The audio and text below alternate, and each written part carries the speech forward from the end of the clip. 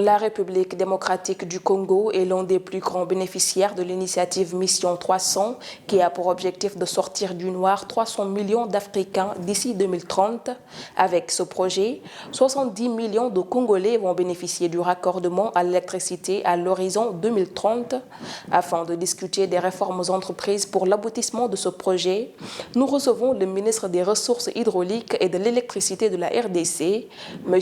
Teddy Luamba Mouba. Bienvenue sur Africa 24. La RDC étant l'un des plus grands bénéficiaires de l'initiative Mission 300, pourriez-vous nous expliquer en quoi ce projet va impacter positivement votre programme d'électrification nationale?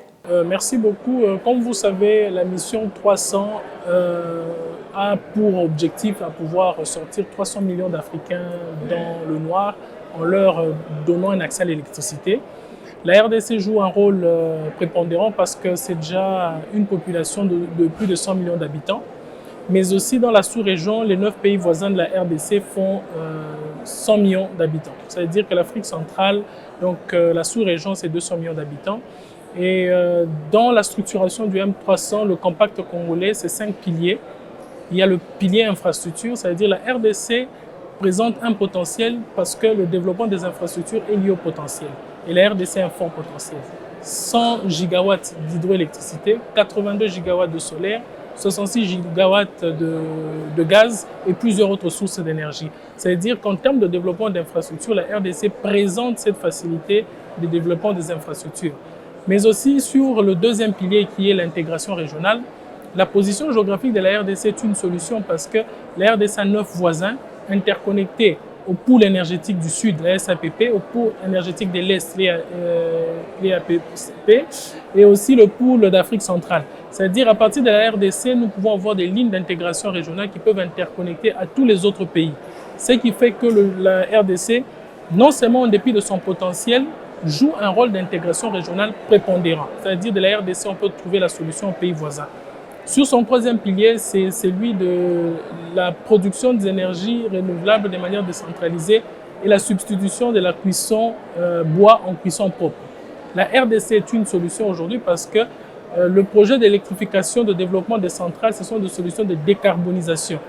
Le potentiel hydroélectrique de la RDC va permettre à ce que les nouvelles sources d'énergie électrique permettent de pouvoir remplacer la consommation du bois par la consommation en électricité, ce qui est une solution très forte pour le compact de la RDC. Mais aussi, il y a l'intégration du secteur privé. La participation du secteur privé est très importante parce que la RDC aujourd'hui, avec tout ce grand pactole, ne saura pas le faire seul. La contribution du secteur privé sera très importante pour que nous puissions arriver à matérialiser. Mais aussi, il y a le cinquième pilier qui est le pilier de la réforme du secteur public.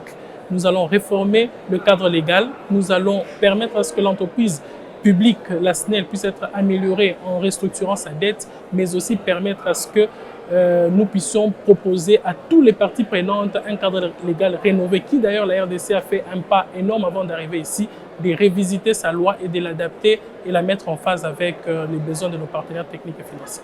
Le rôle du secteur privé est crucial pour atteindre les objectifs de la Mission 300 sur le continent. Qu'en est-il du secteur privé en RDC? Est-il réellement prêt à s'impliquer activement? Bien sûr, le secteur privé de la RDC est très engagé parce que vous savez que c'est un secteur libéralisé. La loi a libéralisé depuis 10 ans, mais nous venons de faire des amendements substantiels qui permettront encore de les inciter davantage. C'est-à-dire que nous avons intégré la logique sur l'efficacité énergétique, donc il y aura une politique derrière ça, il y aura une politique derrière l'exploitation de l'énergie renouvelable, une politique de séparation comptable qui permettra à ce que toutes les activités de la chaîne de valeur d'électricité, la production, le transport, la distribution, puissent être évaluées correctement dans la tarification. Et qui dit incitation du secteur privé, c'est la vérité de prix, c'est aussi leur présenter des bons off-takers. Aujourd'hui, en RDC, c'est un secteur qui connaît un boom minier. Ça veut dire qu'ils ont des bons off-takers et sûrs.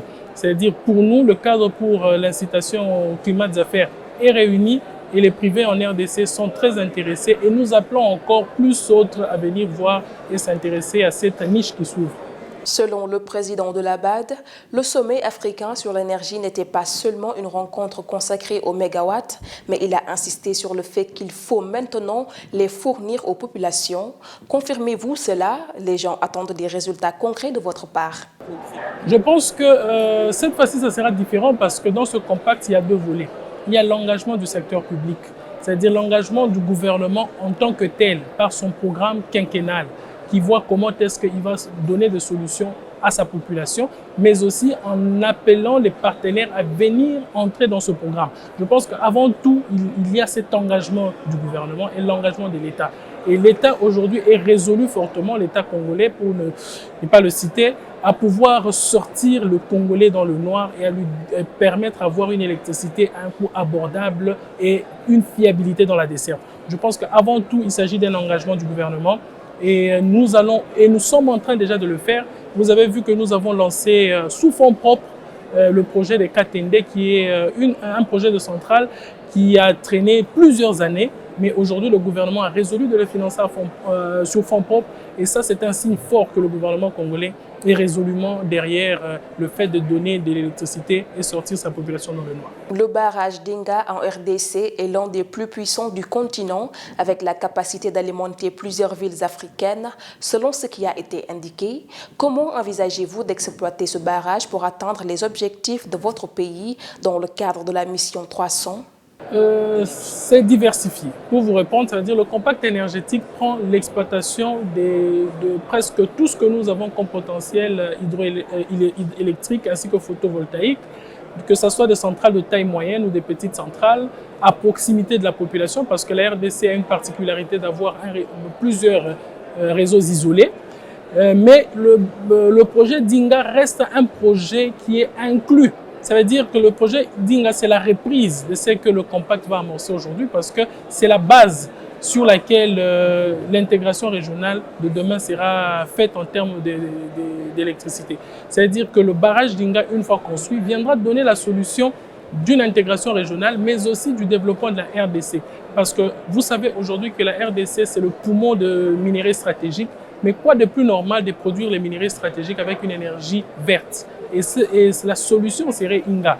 Mais Inga aussi, c'est une solution de décarbonisation. On a dit qu'aujourd'hui, on doit substituer la consommation du charbon de bois par l'électricité. Mais quelle électricité? Ça va être une électricité verte. Et en toile de fond, c'est le barrage d'Inga qui viendra en appui à ce projet pour pouvoir être matérialisé. Mais dès l'entame, nous allons commencer avec des nouveaux projets photovoltaïques et des centrales hydroélectriques de taille moyenne sur d'autres rivières, parce que le bassin du Congo présente des plus grandes, des grandes potentialités en termes de desserte en électricité si jamais nous exploitons ce potentiel.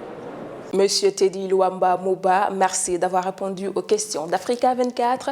Merci à vous de nous avoir suivis. Retrouvez votre programme en replay sur MyAfrica 24 et africa24tv.com.